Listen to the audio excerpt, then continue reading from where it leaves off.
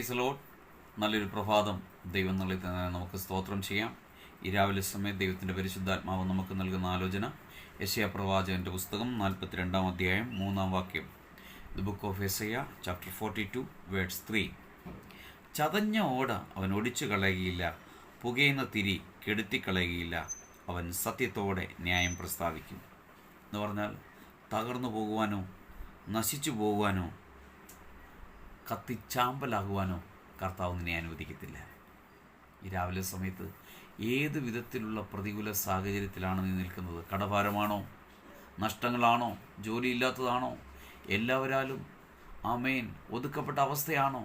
എന്ത് ചെയ്യണമെന്ന് അറിയാതെ പതറി നിൽക്കുന്നിടത്ത് ആമേൻ യഥാർത്ഥമായി ന്യായം ചെയ്യുന്ന ആമേൻ പ്രസ്താവിക്കുന്ന ഒരു കർത്താവുണ്ട്. ആ കർത്താവ് കൈവിടത്തില്ല. പ്രിയ വൈതലേ, നിനക്ക് വേണ്ടി അത്ഭുതങ്ങളെ ചെയ്യും. വിശ്വാസത്തോടെ ഈ വചനം ധ്യാനിക്കുക. ഇന്ന് നിങ്ങൾക്ക് വേണ്ടി അത്ഭുതങ്ങൾ സംഭവിക്കും.